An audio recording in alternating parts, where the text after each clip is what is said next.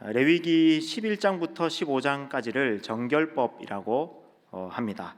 그 가운데서 13장, 14장은 나병에 관한 규례입니다.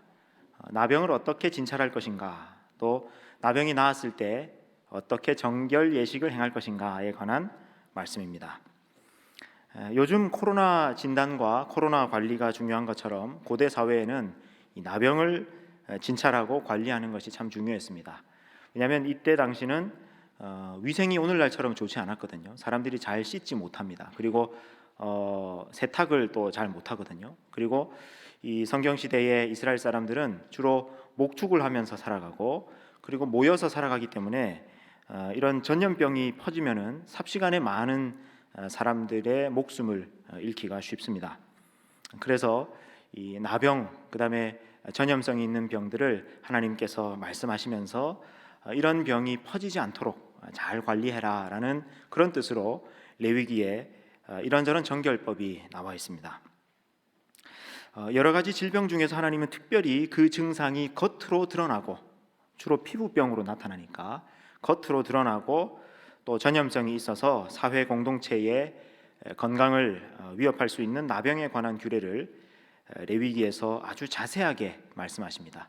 나병이 이런 증상들이 있다, 이렇게 진단해라, 그리고 이렇게 처치해라, 그리고 이렇게 관리해라라는 그런 말씀을 아주 상세하게 하십니다. 자, 13장, 14장 전체로 보실 텐데요. 먼저는 여러분 나병의 증상 어떤 게 나와 있느냐, 13장 2절부터 17절까지에 주로 나와 있는데, 뾰루지가 나거나 피부에 뾰루지가 생기거나 색점이 생기거나, 그 다음에 흰 털이 나거나, 그 다음에 환부가 우묵해지거나, 혹은 피부가 상해가지고 생살이 드러나거나, 그런 경우가 나병이다, 그렇게 말씀합니다.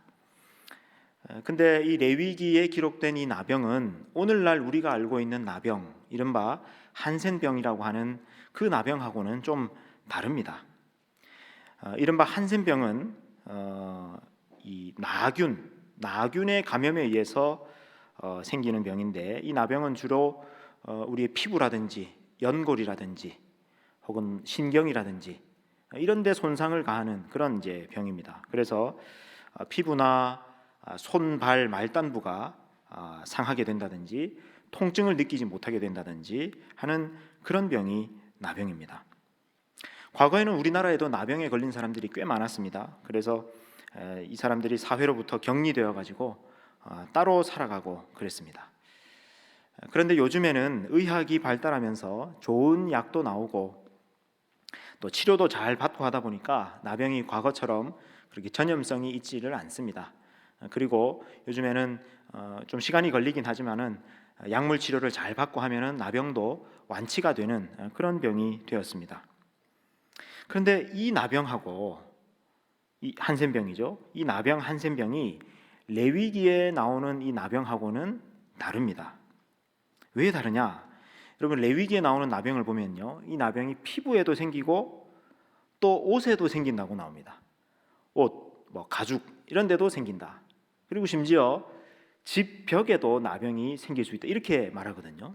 그러니까 여러분, 지금 현대적 개념의 이 나병은 옷에 생기거나 벽에 생기거나 이런 거는 전혀 아니거든요.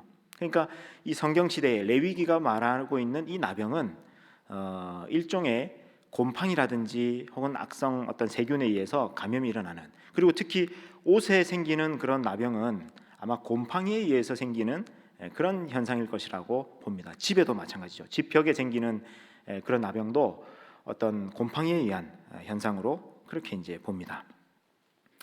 그래서 요즘은 이런 그 최신 연구가 반영된 성경 번역에 보면은, 옛날에는 이게 그냥 이건 나병이구나 해서 나병이라고 번역했는데, 요즘 새로 번역되는 성경에는 이 나병을 나병이라고 하지 않고 악성 피부병 내지는 심한 피부병이라고 번역해서 요즘은 나옵니다.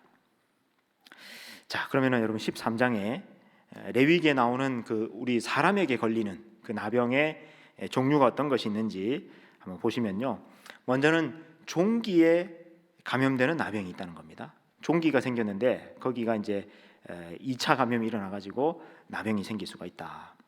또 화상을 입었을 경우에, 불에 데었을 경우에 거기가 또 약해지니까 거기에 또 나병이 걸릴 수가 있다. 그 다음에 또 오음도 나옵니다. 오음이라고 하는 피부병도 나오고, 그 다음에 어루러기라고 하는 피부병도 나옵니다. 그 다음에 비정상적인 대머리에 생기는 그런 나병도 나옵니다. 그러니까 탈모 부위에 생기는 비정상적인 색점, 붉거나 흰 색점이 있는데 그것도 나병이다, 그렇게 말을 합니다.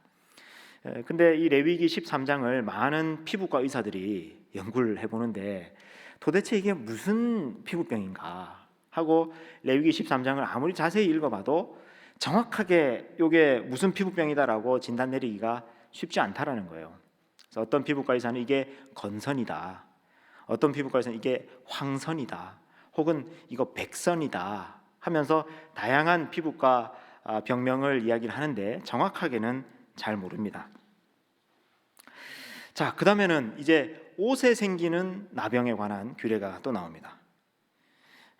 이 당시 사람들이 입던 그 옷은 주로 가죽으로 만든다든지, 혹은 양털, 털옷으로 옷을 만든다든지, 혹은 베옷으로 만든다든지 이런 다양한 재질로 만들게 되는데 거기에 어느 날 보니까 어떤 색점이 생겼다는 겁니다. 옷에 곰팡이 핀 거겠죠. 근데 이제 그게 생기면 어떻게 하느냐, 제사장에게 가가지고 제사장에게 보여줍니다. 여러분, 이 성경 시대에는 의사가 따로 있는 게 아니라 이 제사장이 의사 역할까지 같이 했습니다. 그래서 제사장에게 가져가가지고 이거 한번 봐주십시오. 그럼 제사장이 보고 옷에 생긴 나병일 수도 있겠다, 그래가지고 일주일간 보관하면서 살펴봅니다. 그럼 일주일 지나고 나서 보는데 이게 더 심해졌다, 더 퍼졌다, 그러면 이거 옷에 생긴 나병이구나, 그 옷은 불살라야 합니다. 근데 일주일 지나고 나서 보니까 더 퍼지지 않았어요. 그러면 이거는 나병이 아닐 수도 있겠다, 심각한 게 아닐 수도 있겠다 해가지고는 그 옷을 이제 빨라고 합니다. 세탁을 하고 그리고 나서 다시 일주일을 기다려 봅니다. 일주일 기다렸더니 이제 색점이 없어지면은, 더 이상 생기지 않으면 그거는 나병이 아닙니다. 그래서 그 색점이 있었던 부위만 잘라내버리고 수선해가지고 다시 입으세요, 이제 이렇게 되는 겁니다. 요즘 같으면야 옷에 그 곰팡이 피면 그 버리고 그냥 새 옷 사 입으면 그만인데, 옛날 사람들은 이 옷이라는 게 엄청 귀하거든요. 옷이 재산이에요, 재산. 그러니까 옷에 곰팡이가 좀 생겼다고 해서 이걸 그냥 바로 버려버리지 못하는 겁니다. 그래서 이런 식으로 관리를 합니다. 그 다음에 또 나병이 어디에 생긴다 그랬습니까? 집에도 생길 수 있다고 그랬죠. 여러분, 집에도 벽에 곰팡이 피거나 그런 경우 있잖아요. 어떤 사람이 집에 보니까 집 벽에 붉게 혹은 파랗게 곰팡이가 이제 생겨 있는 겁니다. 그러면 또 제사장에게 가서 신고해요. 우리 집에 뭔가 색점이 생겼습니다. 그럼 제사장이 미리 얘기합니다. 그 집에 더 이상의 추가 확산이 없도록 모든 걸 다 빼내세요. 물건도 빼내고 사람도 빼내고 비워놓으세요. 그럼 제사장이 가서 이제 보는 겁니다. 보고 여기를 일주일간 이 집을 폐쇄합니다. 그래서 폐쇄 명령을 내려요. 그래가지고 이제 일주일 지나고 와가지고 이제 보는데 곰팡이가 더 퍼졌다. 그러면 이거는 심각한 나병이 이 집에 생긴 거구나. 그래가지고 그 곰팡이가 핀 돌이나 흙이나 나무를 빼내요. 빼내가지고 이거를 모아다가 성 밖에 있는 쓰레기장 같은 곳에다가 버립니다. 근데 여러분, 저는 이게 이 3,400년 전에 기록된 이 말씀인데 요즘 봐도 마치 여러분 이때 사람들은 전혀 무슨 세균이나 바이러스나 곰팡이 이런 것에 대한 개념이 전혀 없을 때이지 않습니까? 근데 3,400년 전 그때 이 미생물을 다루는 어떤 그 규례를 보면 너무너무 과학적인 거예요. 물로 씻으세요. 그리고 빼내가지고 다른 곳에 버리세요. 마치 미생물의 존재를 알고 있기나 한 것처럼 그렇게 기록되어 있습니다. 하나님은 아시니까 아마 그런 말씀을 주셨겠죠. 그래서 이게 3,400년 전 기록이라고 하기에는 너무너무 과학적이다, 그렇게 여겨집니다. 자, 그러고 나서 이제 일주일이 지나고 와서 다시 봅니다. 다시 와서 보는데 더 이상의 색점이 퍼지지 않았다. 그러면은 이 집은 이제 정결하게 되었습니다 하고는 정결 예식을 해주면서 이제 이 집은 괜찮습니다, 음성 판정 이렇게 내려주고 그리고 이제 깨끗하다 여겨줍니다. 근데 와서 보니까 또 더 퍼졌다. 그러면 여기는 이제 안 되는 겁니다. 완전히 허무르세요. 집을 허무르세요. 그래서 완전히 허물어 버리고 거기 있는 모든 그 건축 자재들 다 모아다가 또 역시 성 밖에 거기 다 버립니다. 그래서 더 이상 그 옆집에 퍼져 가지고 이 전염병이 사람들에게 퍼지지 않도록 그런 조치를 내리는 겁니다. 자, 일주일 지나고 나서 이제 그 더 이상 색점이 퍼지지 않아 가지고 정결 예식할 때 어떻게 하느냐? 새 2마리 가져옵니다. 그다음에 백향목 가져옵니다. 그다음에 홍색 실을 가져옵니다. 우슬초를 가져옵니다. 그래 가지고 피를 찍어다가 뿌리면서 정결하게 되었다 하는 의식을 치러요. 정결 예식입니다. 근데 집에만 그렇게 하는 것이 아니라 사람도 나병에 걸렸다가 이제 한참 투병하고 나서 이제 낫지 않습니까?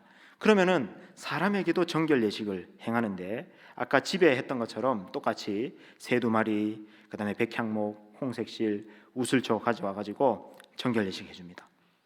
그다음에 사람은 또 어떻게 하냐면은 자기 몸에 있던 모든 하여튼 뭐 머리털부터 눈썹까지 모든 털을 다 밀어라. 털을 다 밀고 그다음에 깨끗하게 물로 목욕하게 합니다. 목욕하고 옷도 깨끗이 빨고 그리고 나서 바로 또 집에 들어가게 하지 않고 또 한 일주간을 바깥에 장막 바깥에 머무르게 합니다. 그리고 나서 이제 7일째 되는 날에 다시 한번 또 털을 밀고 옷을 빨고 목욕합니다. 이거 얼마나 이 위생적으로 철저하게 2중 3중으로 감염병이 퍼지지 않도록 그렇게 조치하는 모습을 우리가 볼 수 있습니다. 그리고 나서도 이제 괜찮다.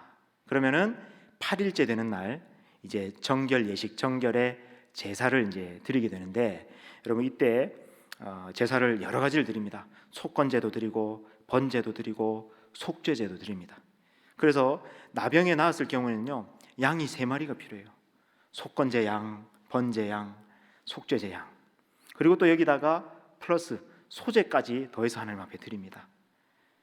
그러면은 이제 이 제사장은 속건제 양에게 바쳐진 그 양의 피를 받아다가 나병이 나은 사람의 오른쪽 요 귓불이, 그 다음에 오른손 엄지 손가락, 그 다음에 오른발 엄지 발가락에다가 이 피를 발라줘요.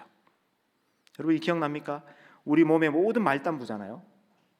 오른쪽 귓불이, 오른쪽 이 엄지 손가락, 엄지 발가락은 모든 말단부에 피를 바름으로써 이제 이 사람은 완전히 정결하게 되었다. 그렇게 선언해 주는 거예요. 근데 가난한 사람은 양 3마리 못 드릴 수 있잖아요. 그러니까 이 경우에는 속건제 양 1마리만 드리고 나머지는 비둘기 드려도 된다. 그래서 속죄제나 번제는 비둘기로 드릴 수 있도록 그렇게 정결 예식에 관한 규례를 주셨습니다. 근데 여러분 이게 정결 예식을 하고 제사를 드리고 제사장으로부터 이 사람은 이제 나았습니다 라고 선언해 주는 것이 얼마나 중요한 의미가 있냐면 여러분 이런 거예요. 어떤 마을에 나병 환자가 있다라고 하는 것은 여러분 이 당시 사람들에게 나병은 어떻게 인식이 되었느냐면은 하나님의 저주를 받았다라고 인식이 돼 있었어요.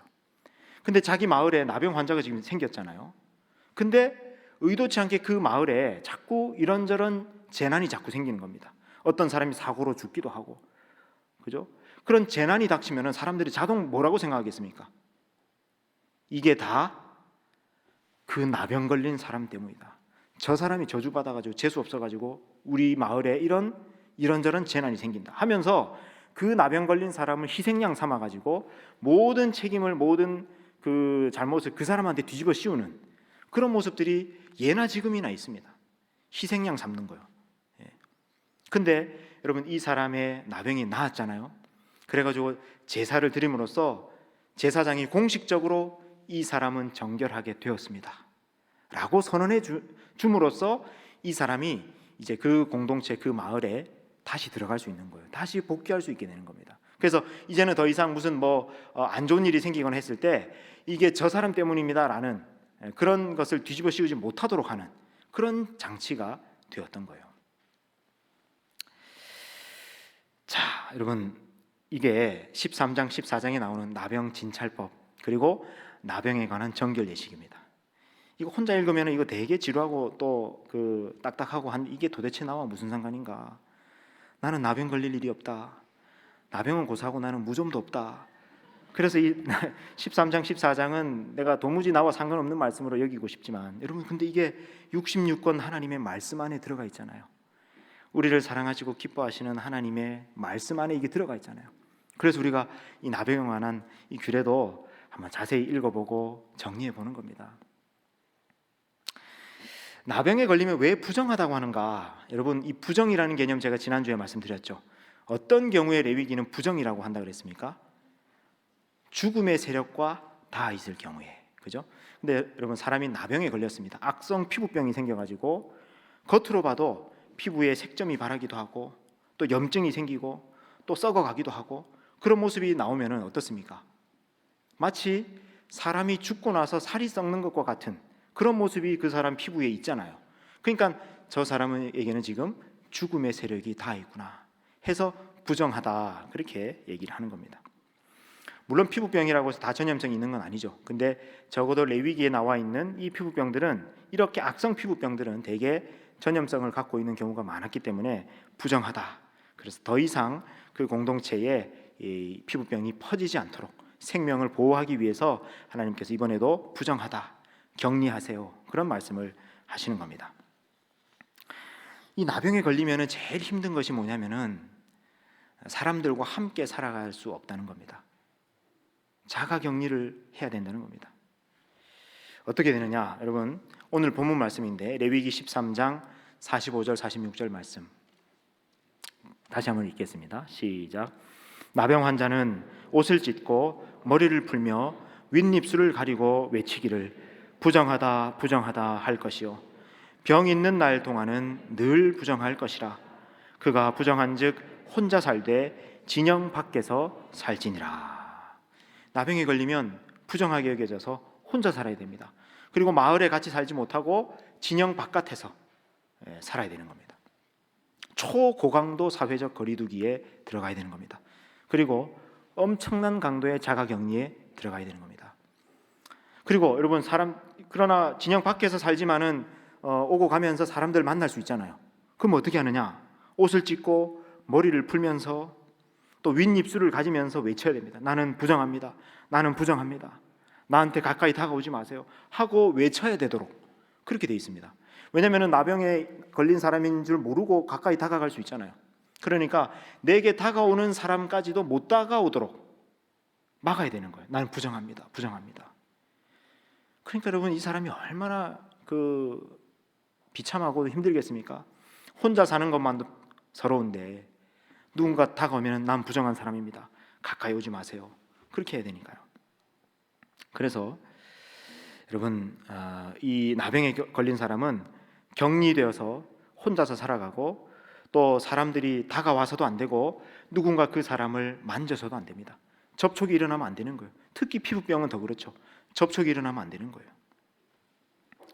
근데 이게 한 1, 2주 지나고 이렇게 나오면 좋겠는데 이게 2주가 지나고 한 달이 지나고 몇 개월이 지나고 심지어 몇 년이 지나도 이게 안 나을 수가 있지 않습니까? 여러분 피부병이라는 게 그렇게 안 나오면은요, 여러분 이 사람이 계속 진영 바깥에서 혼자서 그렇게 떨어져서 살아야 되는 겁니다. 그것도 서러운데 여러분 나병이라고 하는 병은요 하나님으로부터 저주받은 병이다라고 하는 인식이 사람들에게 있어요. 그러니까 이 사람이 겪어야 되는 이 수치와 모욕이 말로 다 할 수 없는 겁니다. 나병에 걸린 사람들이 그 당시 살았을 그 삶을 좀 볼 수 있는 그런 장소에 한번 가보도록 하겠습니다. 화면을 보시면서 오랜만에 이스라엘 현장으로 한번 가보겠습니다. 여러분 예수님이 사역하셨던 곳이 저 위에 있는 갈릴리 호수죠. 그리고 예수님이 때가 되면 예루살렘으로 왔다 갔다 하시면서 말씀 전하시고 사역하시고 그리고 갈릴리 사역이 다 끝나신 다음에는 예루살렘에 가셔서 저기에서 십자가를 지고 죽으십니다. 그래서 예수님이 갈릴리를 떠나서 이제 예루살렘으로 가실 때가 됐는데 보통은 여러분 예루살렘으로 가실 때 갈릴리에서 쭉 흘러내려오는 저 요단강이 있잖아요. 저 요단강 길을 따라서 와가지고 여리고 거쳐서 예루살렘으로 가는 저 길로 가면 됩니다. 근데 예수님이 예루살렘으로 가실 때 사마리아를 굳이 통과해서 가시려고 합니다. 그래서 11절 말씀 보세요. 누가복음 17장 11절. 예수께서 예루살렘으로 가실 때, 지금 십자가 지러 가시는 겁니다. 사마리아와 갈릴리 사이로 가십니다. 근데 그 가는 길에 한 마을에 예수님이 들어가시는데 저 마을에 나병 환자 10명이 살고 있었다는 거죠. 근데 예수님을 만나자 그들을 멀리 서서 나병 환자들이 예수님께 요청하는 겁니다. 우리를 불쌍히 여겨 주십시오. 우리를 고쳐 주십시오. 하고 멀리서 외칩니다. 왜 멀리서 외쳐야 할까요? 가까이 다가갈 수 없으니까. 나병에 걸렸으니까. 거리두기 해야 되니까. 그죠? 근데 그 마을이 도대체 어디냐? 여러분, 이 마을은 갈릴리와 사마리아 사이에 있는 브루킨이라고 하는 마을입니다. 너무너무 작은 마을이에요. 예수님 시대 때도 엄청 작은 마을. 왜냐하면 나병 환자들이 살던 곳이었으니까. 그죠? 근데 오늘날에도 여러분 이스라엘 성지 순례를 가도 저 브루킨이라고 하는 곳은 거의 가지 않습니다. 오늘날에도 사람들의 발길이 잘 닿지 않는 그런 작은 마을인데 예수님이 거기를 지금 가신 거예요. 브루킨 마을 입구입니다. 거의 사람이 없죠. 지금은 유대인들은 거의 살지 않는 아랍 사람들이 살고 있는 그런 작은 마을인데요. 가까이 가보면 브루킨 처치라고 되어 있습니다. 여러분, 이 교회가 바로 예수님이 나병 환자 10명을 고쳐주셨던 바로 그 장소에 세워진 기념교회입니다. 교회 가까이 가도 사람이 한 명도 없어요. 제가 사람 없는 장면만 찍으려고 한 게 아니라 실제로 사람이 별로 없습니다. 오늘날에도 너무 조용하고 사람들이 찾지 않는 그런 작은 마을이에요. 이곳에 나병 환자 10명이 살고 있었던 겁니다. 그 교회 입구입니다. 안으로 들어가 볼까요? 이런 문이 이제 있는데 문을 열고 들어가면 저런 예배당이 이제 나옵니다. 그래서 저 안에 문이 있잖아요, 지금. 저 문 안에 이제 예배당이 있는데 저기가 본래는 동굴로 되어 있다 그래요. 동굴로. 그 동굴이 어떤 동굴이냐? 나병 환자들이 모여 살고 있던 동굴이에요. 거기에 예수님이 가셔서 이 사람들을 치유해 주신 겁니다. 그 동굴 속에 예배당이 생긴 거예요. 안으로 들어가 보면 이렇습니다. 실제로 동굴의 벽을 깎아 가지고 이런저런 예배당을 만들었는데 이런 의자도 있어요. 강대상 의자인데 동굴의 벽을 깎아 가지고 강대상 의자를 만들어 놨어요. 이게 여러분 세계 여러 교회들 중에서 지구상에서 현존하는 교회들 중에서 제일 오래된 교회당, 예배당 건물 중에 하나입니다. 4세기쯤에 만들어진 교회 건물인데 가보면 여러분 이런 성화가 그려져 있습니다. 10명의 나병 환자들이 예수님께 나와서 우리를 고쳐주십시오. 소리 높여 이르되 예수 선생님이여 우리를 불쌍히 여기소서. 그리고는 예수님이 이들에게 치유의 선언을 해주십니다. 보시고 이르시되 가서 제사장들에게 너희 몸을 보이라. 여러분 이제 예수님의 이 말씀의 의미를 알겠습니까? 제사장에게 너희 몸을 보여라. 왜 이런 말씀하셨어요? 나병이 나았을 때 어떻게 한다고요? 제사장에게 가서 저 이렇게 나았습니다. 저에게 정결 예식을 해주십시오. 그리고 정결 선언을 해주십시오. 이거를 제사장에게 가서 공식적인 이 선언을 받아야 되거든요. 그래서 예수님이 제사장에게 가서 너희 몸을 보여라. 근데 그들이 가다가 깨끗함을 받았다는 거죠. 오늘 누가복음 17장을 보는 말씀은 시간은 아니니까 넘어가겠습니다. 여러분 여기 이 동굴인데 이 동굴 저 위에 보면 천장 쪽에 보십시오. 구멍이 뚫려 있습니다. 그래서 아마도 저 구멍으로 사람들이 음식을 내려주거나 혹은 이제 동굴이어도 답답하면 안 되니까 환기구가 되기도 하고 그랬던 구멍이 아니겠나 그렇게 얘기를 합니다. 이게 예배당입니다. 근데 이런 예배당 그 동굴도 있는데 제가 마당에 나와 보니까요 더 깊은 동굴이 있어요. 여러분 이렇게 돼 있는데 그래서 이 동굴은 초대교회 당시에 박해를 피하기 위해서 이 교회 성도들이 여기 피해 가지고 숨어서 예배드리던 동굴이다라고 알려져 있는데 어떤 사람들은 바로 이 동굴이 나병 환자 10명이 살았던 동굴이다라고 얘기를 하기도 합니다. 그래서 궁금하잖아요. 이 동굴 속이 어떻게 됐는지. 그래서 제가 들어가 봤어요. 제법 깊이 내려갔는데 저 사다리가 막 삐걱거리고 흔들리고 막 그러더라고요. 제가 동굴 속에 내려가 보니까 천장에 저렇게 구멍이 뻥 뚫려 있는데 아마 저 구멍으로 음식이 내려오기도 하고 숨을 쉬기도 하고 그러면서 우리 그 나병 환자들이 여러분 이게 그 밑에서 바라본 그 이제 구멍입니다. 이런 곳이에요. 이런 곳. 이런데 모여가지고 나병 환자들이 격리된 채 살아가고 있었던 거예요. 근데 예수님이 오신다라고 하는 이야기를 어디선가 듣고는 예수님에게 외쳤던 거죠. 우리를 고쳐주옵소서, 우리를 불쌍히 여겨주옵소서. 여러분 이렇게 살아가던 사람들의 삶이 얼마나 비참했겠습니까? 그리고 얼마나 이 나병에 낫고 싶었겠습니까? 여러 가지 병 중에서 특히 이 나병은 성경에는 예수님이 나병 걸린 사람을 고쳐주시는 장면들이 많이 나오는데 아주 대표적인 장면이 여러분 마태복음 8장에 있는 장면입니다. 여러분 마태복음 8장 1절부터 4절까지인데 한번 보십시오. 1절에 보니까 예수께서 산에서 내려오시니 수많은 무리가 따르느니라. 여러분 산상수훈이라는 얘기 들어봤습니까? 마태복음에 예수님이 산상수훈의 말씀을 5장, 6장, 7장에 걸쳐서 하십니다. 그리고 그 말씀이 끝나시고 이제 산으로 내려오신 거예요. 내려오시니까 수많은 무리가 예수님을 따라서 내려옵니다. 2절에 한 나병 환자가 나와서 절하며 이르되 아마 거리를 두고 예수님께 외쳤겠죠. 원하시면 저를 깨끗하게 하실 수 있나이다. 소문을 들었을 겁니다. 예수님께 나아가면 병이 낫는다. 그래서 나병 환자가 나와서 간청합니다. 원하시면 저를 깨끗하게 할 수 있나이다. 3절 아주 중요한 말씀인데 우리 3절 말씀을 같이 읽겠습니다. 시작. 예수께서 손을 내밀어 그에게 대시며 이르시되 내가 원하노니 깨끗함을 받으라 하시니 즉시 그의 나병이 깨끗하여 진지라. 아멘. 여러분 여기에서 아주 특이한 표현이 특이한 예수님의 행동이 지금 뭐냐면은 예수님이 손을 내밀어서 그에게 대셨다라는 거예요. 여러분 우리가 레위기 13장 14장을 모르면요 이 복음서의 말씀을 읽을 때 그냥 예사로 지나갈 수 있습니다. 근데 여러분 이제 레위기 13장 13장을 보고 나서 이 말씀 읽으니까 이거 너무 특이한 행동이에요. 왜 그렇습니까? 나병 환자에게는 손을 댈 수 없는 거거든요. 접촉할 수 없는 거거든요. 격리되어서 바라보고 얘기할 수밖에 없는 거거든요. 근데 예수님이 가까이 다가가셔서 손을 대십니다.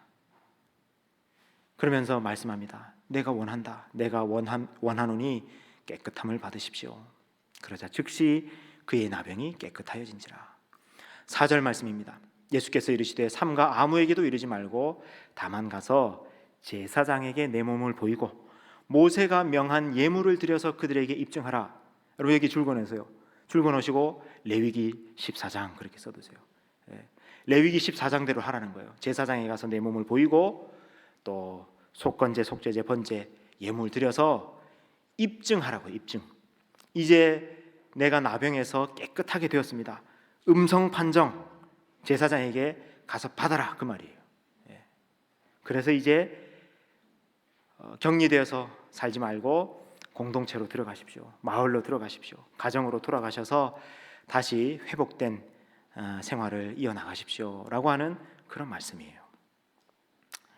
자, 여러분 여기에서 예수님이 손을 대셨다라는 거, 이 대시며, 손을 대시며라고 하는 이 단어 헬라어로 보면은 헵사토라고 되어 있습니다. 헵사토.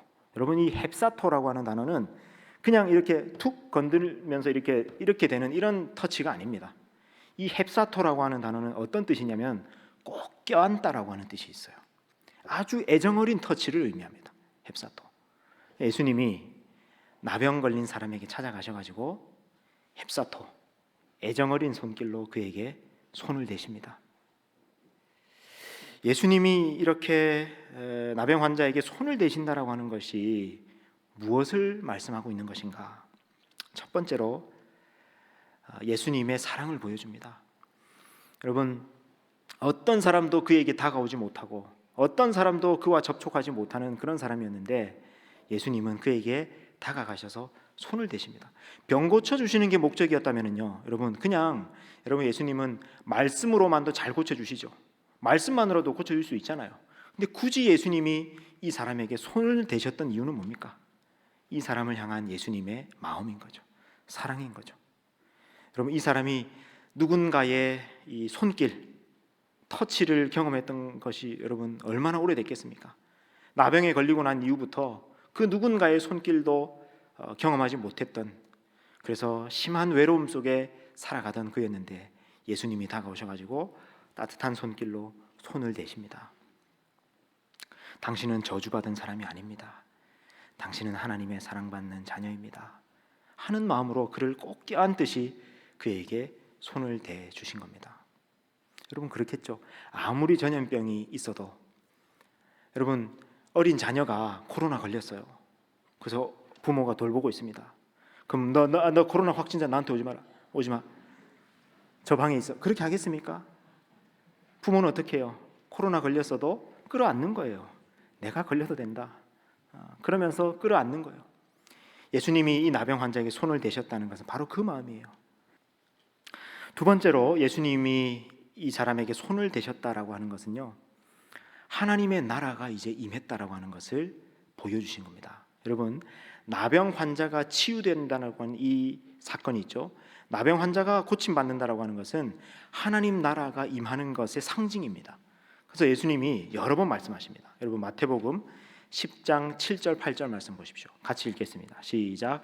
가면서 전파하여 말하되 천국이 가까이 왔다 하고 병든 자를 고치며 죽은 자를 살리며 나병 환자를 깨끗하게 하며 귀신을 쫓아내되 너희가 거저 받았으니 거저 주라. 제자들 파송하시면서 이렇게 하라고 하시는 겁니다. 천국이 가까이 왔습니다. 하나님의 나라가 임하였습니다. 하나님의 나라가 가까이 왔습니다 라고 외치는데, 그것에 대한 내용으로 뭘 얘기하라고 하느냐? 나병 환자가 깨끗해졌습니다. 천국이 임한 것을 상징하는 사건이에요. 나병 환자가 고쳐졌다라고 하는 것은. 마태복음 11장 말씀도 한번 보겠습니다. 마태복음 11장 4절 5절 같이 읽습니다. 시작.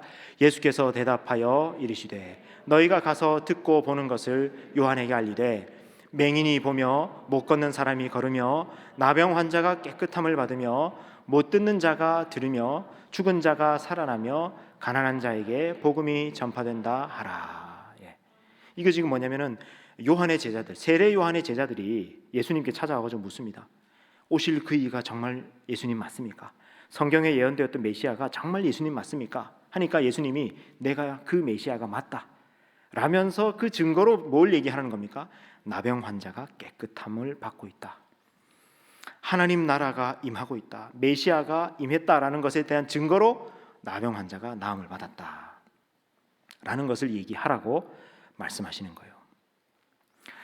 자, 나병 환자가 고침받았다는 것의 의미가 뭐라고요? 하나님의 나라가 임했다라는 것을 말씀하고 있다. 그래서 여러분 보세요. 이게 지금 마태복음 8장 1절부터 4절에 나병 환자 고치시는 장면이 아주 중요하게 지금 기록되어 있죠. 왜 하필이면 마태복음 8장 1절부터 기록되어 있는가? 여러분 보세요. 예수님이 이 땅에 오셔서 하셨던 사역이 크게 세 가지입니다. 첫 번째는 가르치시는 거, 두 번째는 하나님 나라를 전파하시는 거, 세 번째가 병든 자를 고치시는 거, 이거거든요. 자, 근데 여러분 이거 말씀 마태복음 4장 23절인데 한번 보겠습니다. 같이 읽습니다. 시작. 예수께서 온 갈릴리에 두루 다니사 그들의 회당에서 가르치시며 천국 복음을 전파하시며 백성 중에 모든 병과 모든 약한 것을 고치시니. 예수님이 하신 세 가지가 뭐라고요? 사역이 가르치시고 전파하시고 고치셨다. 이걸 이른바 가전고 그렇게 얘기를 합니다. 예수님의 3대 사역을 쓰시오. 이거는 반드시 기말고사에 나옵니다. 가르치시고 전파하시고 고치셨다. 자, 근데 이게 4장 23절 4장 끝부분에 기록되어 있죠. 그리고 나서 5장에 딱 들어가 가지고 뭐가 나오냐면 예수님의 가르치심이 나옵니다. 5장, 6장, 7장에 예수님의 산상수훈, 예수님의 가르치심이 집중적으로 나와요. 그러면 5, 6, 7 가르치심 끝나고 그럼 뭐가 나올 순서겠습니까? 하나님 나라를 전파하며 이게 나와야 되겠죠? 그것에 대한 상징으로 뭐가 나오는 거예요? 나병 환자가 고침받는 사건이 8장 1절에서 4절까지 나오는 겁니다. 그 다음에 이제 그럼 남은 게 뭐가 있습니까? 3번이 뭐예요? 고치시며죠. 병든 이를 고치시는 거죠. 그래서 8장 5절부터 뒤에 쭉 뭐가 나오냐면 병든 자들을 고치시는 사건이 계속 나오는 거예요. 여러분, 이게 마태복음이에요. 엄청나게 치밀하죠. 가르치시고 전파하시고 고치셨다라고 딱 선언해 두고 나서 5, 6, 7에 곧 가르치심, 8장 1에서 4절에 전파하심, 8장 5절 이후에 고치심 쭉 나와 있습니다. 예수님은요, 나병 환자들에게 다가가셔서 거침없이 그들에게 손을 대십니다. 그리고 어떤 경우에는요, 그 나병 환자 시몬의 집에 가셔서 식사도 같이 하십니다. 당시의 율법대로라면 이거 할 수 없는 일이거든요. 그리고 또 어떤 경우에는 그 나병 환자들이 격리되어서 살아가던 마을, 베단이라고 하는 마을이 있었는데 거기 들어가셔서 예수님이 주무시기도 하십니다. 나병 환자들이 집에 가셔서. 예수님의 이 장면, 나병 환자에게 손을 대시는 장면, 세 번째로 뭘 보여주느냐? 예수님이 어떤 분이신지를 보여줍니다. 여러분, 왜 손을 대지 못하겠습니까? 그 부정이 감염될까 봐. 괜찮은 사람, 깨끗한 사람이었는데 나병 환자에게 손을 대면 그 부정이 깨끗한 사람에게 옮아오는 것이죠. 그러니까 손을 대지 못하게 했는데 지금 예수님이 이 사람에게 손을 대셔서는 무슨 일이 일어난 겁니까? 예수님이 그 부정해진 게 아니라 그 사람이 나아버린 거죠. 그죠? 그러니까 예수님이 어떤 분이시냐? 예수님은 부정에 닿으면은 그 부정에 감염되는 분이 아니라 그 부정을 정결하게 바꾸어 주시는 분이시다, 이 말이에요. 즉 예수님이 생명의 주가 되신다. 예수님은 율법의 주인이시다. 예수님은 율법을 완성하는 분이시다. 예수님은 율법 아래에 매여 있는 분이 아니라는 거죠. 율법대로라면은 그 사람에게 손대면은 예수님이 부정해지는데 그게 아니라 예수님의 정함이 그 사람에게 옮아가는 거 아닙니까? 그래서 그 사람이 정결케 되는 거 아닙니까? 그러니까 예수님은 율법 아래에 계신 분이 아니라는 거예요. 예수님은 율법을 만드신 분, 율법 위에 계신 분, 율법을 완성한 분이시다. 이걸 보여주시는 것이 그 사람에게 손을 대는 일입니다. 예수님은 부정한 사람, 저주받은 사람, 그래서 사람들로부터 격리된 채 고통스러운 삶을 살아가는 사람들에게 찾아오십니다. 그리고 그들에게 거침없이 기꺼이 손을 대십니다. 헵사토, 그 사람을 사랑의 품으로 안아주십니다. 주님께서 오늘 우리에게도 찾아와 주시고 우리의 손을 잡아주시고 또한 안아주시기를 바랍니다. 그래서 깨끗함을 받으라. 주님의 말씀대로 우리의 부정이, 우리의 죄가 깨끗하여지기를 바랍니다.